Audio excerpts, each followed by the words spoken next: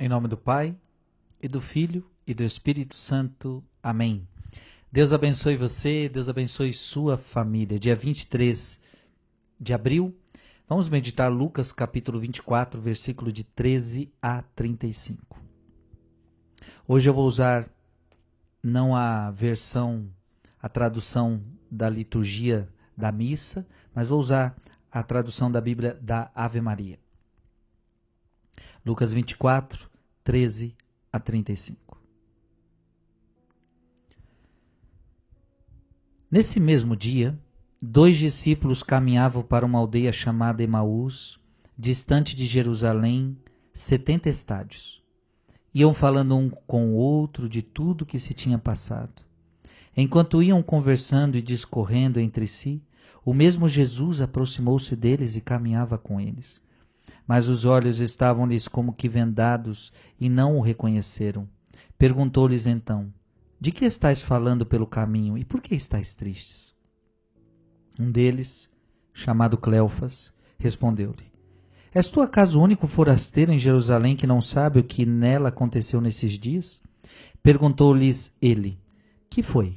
Disseram: a respeito de Jesus de Nazaré. Era um profeta poderoso em obras e palavras, diante de Deus e de todo o povo. Os nossos sumos sacerdotes e os nossos magistrados o entregaram para ser condenado à morte e o crucificaram. Nós esperávamos que fosse ele quem haveria de restaurar Israel, e agora, além de tudo isso, é hoje o terceiro dia que essas coisas sucederam. É verdade que algumas mulheres dentre nós nos alarmaram.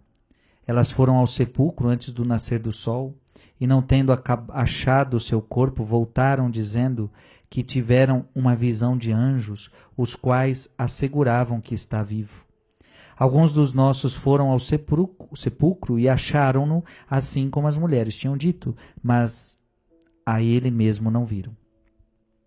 Jesus lhes disse: ó gente sem inteligência, como sois tardos de coração para credes em tudo que anunciaram os profetas? Porventura não era necessário que Cristo sofresse essas coisas e assim entrasse na sua glória? E começando por Moisés, percorrendo todos os profetas, explicava-lhes o que dele se achava dito em todas as Escrituras. Aproximaram-se da aldeia para onde iam e ele fez como se quisesse passar adiante. Mas eles forçaram-no a parar. Fica conosco, já é tarde, e já declina o dia. Entrou então com eles. Aconteceu que, estando sentado juntamente à mesa, ele tomou a palavra, abençoou-o, partiu-o e serviu-lo. Então se lhes abriram os olhos e o reconheceram, mas ele desapareceu. Diziam então um para o outro: não se nos abrasava o coração quando ele nos falava pelo caminho e nos explicava as Escrituras? Levantaram-se na mesma hora e voltaram a Jerusalém. Aí acharam reunidos os 11 e os que com ele estavam. Todos diziam: o Senhor ressuscitou verdadeiramente e apareceu a Simão. Eles, por sua parte, contaram o que lhes havia acontecido no caminho e como o tinham reconhecido ao partir o pão. Palavra da salvação. Os discípulos de Emaús estavam tristes. Assim como você muitas vezes fica na vida, não é verdade? Triste. Eles não compreendiam os acontecimentos da vida, assim como você. Às vezes você também fica triste porque não compreende. Por que tal situação está acontecendo? Por que isso tem que acontecer comigo?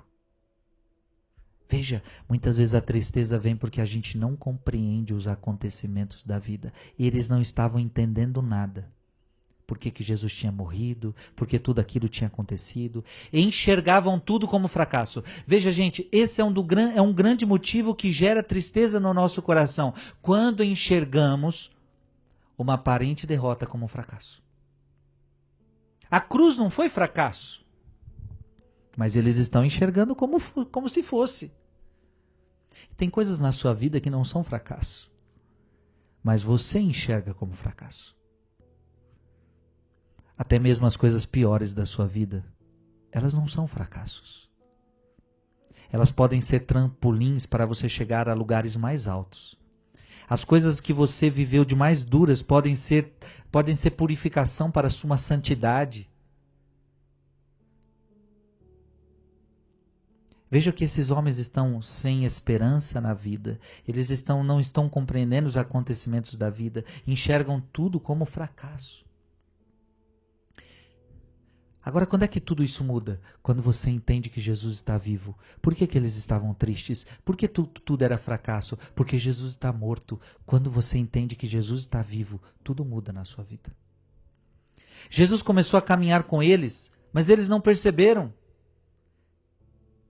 Veja, se não fizermos a experiência com Jesus vivo, nós vamos perder a esperança. Ei, se você não acredita que Jesus está vivo, você vai viver triste, sem esperança. Agora, se Jesus está vivo de verdade na sua vida, e se você caminha com Ele, você não se entrega à tristeza.